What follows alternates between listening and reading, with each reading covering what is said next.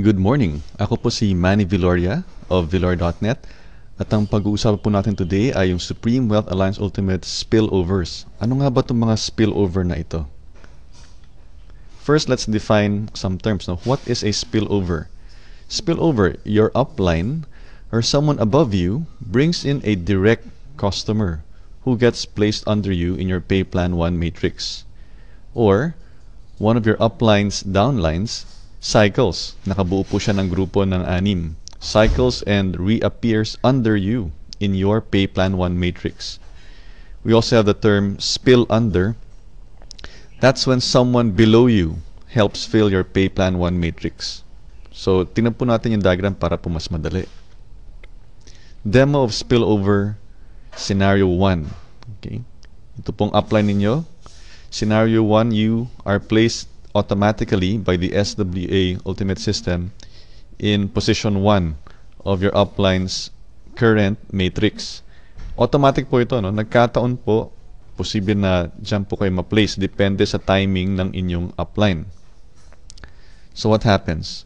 Your upline works and gets another direct customer. Dyan po siya malalagay. Kasi ito yung next available na bakanteng slot sa matrix ng inyong upline. Let's say your upline works again and gets another direct customer. Ayun po. Ito yung next na bakanteng slot. Kaya dito po na-place yung next direct customer ng inyong SWA upline. So, you were the first referral of your upline. Here's the second. Here's the third. The fourth referral of your upline will be placed here. Ganyan. Automatically by the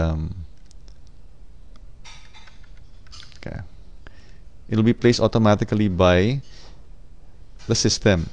Okay. So here, you enjoyed 2 spillovers from your upline. So the next customer of your upline will be placed here and so on. And when your upline fills this, magsa-cycle po ang inyong upline at magkakaroon po siya ng panibagong matrix. So, para mapuno po itong matrix ninyo, you can either get the help of these people, mga spill under, or you can find your own direct customers para po mabuo yung inyong group of 6 under you. Dito po. The only people who can fill this up will be these people and their direct customers, or you and your direct customers. Okay.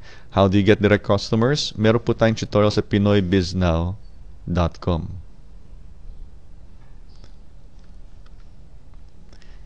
Demo of spillover scenario number 2. What if you were placed in the second position? Yung upline ninyo, meron po siyang unang direct customer, tapos nagkataon lang po, kayo yung pangalawa. The SWA system will automatically place you in the first available vacant slot of your upline at nagkataon po ito yung bakante. So dito po kayo na ilagay. So what happens? If your upline works hard, yung kanya next direct customer will be here, and then here, and then here. So, customer number 1, 2, 3, 4, 5. Yung panglimang direct customer ng inyong upline, malalagay po under you. Yan po ang spillover courtesy of your upline. Now, palagay po natin na after your upline attracts 2 direct customers, itong taong to, si first direct customer ni upline, at kayo po, pangalawang direct customer ni upline. And then your upline stops working. Paano na po yan? Meron po tayong scenario 2 plus cycler. Let's say itong taong ito, masipag po siya. Pinuno niya po ito. Ganyan. Kapag napuno na niya yung kanyang matrix, magsa-cycle po siya at bibigyan po siya ng panibagong matrix. And since this person is a direct customer of your upline, her matrix will reappear dun po sa unang bakanting slot sa matrix ng upline po ninyo. And the next vacant slot is this one. Nagkataon po, yung vacant slot na yon ay nasa ilalim po ninyo. So, sa scenario 2 plus cycler, itong direct customer ng inyong upline na masipag, nakabuo ng group of 6 sa ganitong form, sa kanyang matrix, magre-reappear po siya dito. Okay, so she cycled, she reappeared here under you. So pag inulit niya yan, magbuo siya ng 6 dito, magre-reappear uli siya dito. At magkakaroon ka ng 2 people under you. At kapag ka nagtrabaho uli itong masipag na taong ito at naglagay po siya ng tao dito, mabubuo po ang inyong matrix. Now, let's look at scenario 3. Kanina po, nandito kayo sa position 1, tapos position 2. What about if you're in position 3, 4, 5, or 6? Meaning, meron na pong mga naunang direct customer ang inyong upline. As you can see, this person, if she works hard, she can fill up this matrix. Kayo naman po, meron kayong sariling matrix dito.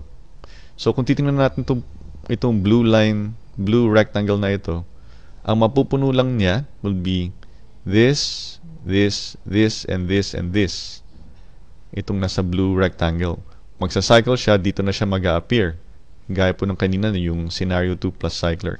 Kayo naman po, ito po yung inyo. So, ang tulong lang na maibibigay nitong taong ito ay dito sa boxes na ito. Itong dalawa lamang. Okay? Si apply naman, ang tulong na maibibigay niya sa inyo ay wala. Kasi yung next na ilalagay niyang tao will be either here, here, or here. Wala na pong mailalagay si upline dito sa ilalim ninyo. Now, let's say masipag itong taong to. She brought in a customer, another customer, and another customer. So, ang naibigay niya po sa inyo, ang nai-spill over po niya sa inyo ay dalawa. Now, if these two people also attract direct customers, saka pa lang po malalagyan yung mga slots dito po sa ilalim ninyo. Sa inyong 2x2 matrix. 2, meaning 2 people here by 2 rows. So, total, 6 po na tao. Okay? So, clear po ba yan sa inyo? Yung benefits po ng spillover ay hindi po automatic. Depende po yan kung nasa anong position po kayo at kung gaano kasipag po yung mga tao sa itaas po ninyo for spillover at kung gaano rin kasipag yung mga tao sa ilalim ninyo for spill under. At depende rin po sa inyo kung paano po kayo mag-a-attract ng direct customers. And meron po tayong tutorial sa pinoybiznow.com.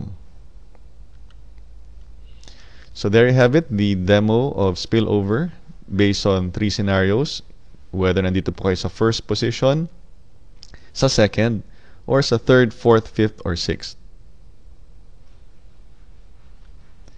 And that's it for this Supreme Wealth Alliance Ultimate Spillovers Explained Quick Tutorial. Ako po si Manny Viloria ng Viloria.net. Maraming salamat po at mabuhay tayong lahat.